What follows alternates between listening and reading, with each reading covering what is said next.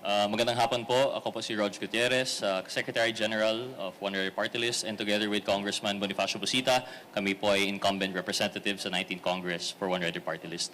Ngayong araw po, nag-file po kami ng aming certificate of candidacy, nomination, para ipatuloy yung pinaglalaban po natin. Ito ay yung karapatan at kapakanan ng mga Filipinong motorista. With me po here today, we have our new set of nominees. Since Congressman Busita has decided to run for Senate, we have, of course, I will still be standing for first nominee. For second nominee, we have Mr. Carlo Hernandez, a Director of the Rider Safety Advocates of the Philippines. Kasama pa rin po siya sa opisina ni Congressman Busita, in which they pursue their road safety advocacies. And for the third nominee, we have retired Colonel Rodolfo Batang, Executive Director of One Rider Party List, and he's in charge of organization and groundwork for the grassroots movement of One Rider Party List. So, nag-file po kami today kasi nakita po natin hindi po sapat yung isang term. As much as we have a lot of bills that we wanted to pursue, out of our landmark bills, isa lang po yung nakapasa ng third reading. This is the Motorcycle for Hire Act, in which lower house pa lang po naipasa, and we're still waiting on the Senate action.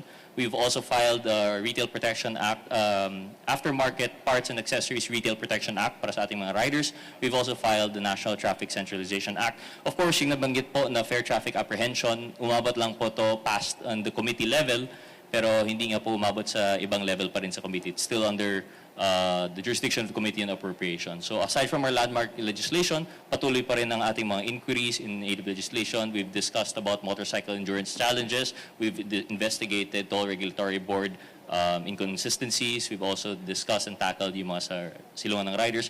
But all of this just to say, kulang po yung first term, so we're now filing for a second. And yun lang po, I think 2 minutes lang. We're more than ready to answer the questions of our friends in media. Salamat po. Question po for Sister Sharian. Hi, sir. Good afternoon. Sir, in the event na manalo uli yung one rider sa lower house, part ba ng magiging advocacy ninyo yung continuation ng investigation sa mga kay Vice President Sara and the other allegations being hurled against her and the other previous or former officials of the government? Well, first and foremost, we have to separate po sa party list. Their advocacy is continuing for road safety and road rights. Everything else that we function in Congress, that stems from our being represented in Congress. Kasi po, we're not limited only to our advocacies. So in that regard, I think if we're talking about the second term, it would really depend kung pursued pa rin po yung ating committees.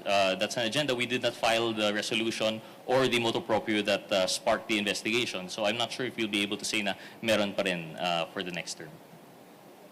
Because other party list groups, sir, were saying earlier na kahit sila, they're also keen in pursuing a possible impeachment case against the Vice President. Do you share that? Not really. We don't share that opinion. As far as we're concerned, we still focus on the advocacy. Kung meron man na committee hearings that are already on agenda, we will not initiate, but we will do our part as representatives. For example, ang nangyayari po ngayon sa Kongreso, ako po ay miyembro ng Committee on Justice, miyembro ng Committee on public accounts. Even if hindi po yan related sa aming advocacy, we do our part as members of that committee. Si Congressman Busita naman, miyembro ng drugs, miyembro ng public safety, and given his background na police colonel, he still attends committee hearings that might not be necessarily related to the advocacy. So I think that would be sufficient to answer po. Okay. Meron pa po? Tanong? Wala na po. Maraming salamat po. Okay, maraming salamat po. Another round of the photo opportunity. Sir Congressman, saan ito po?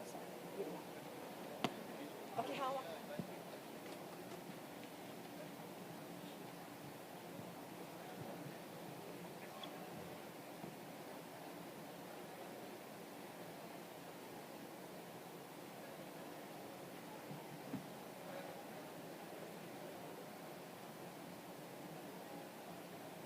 Salamat po.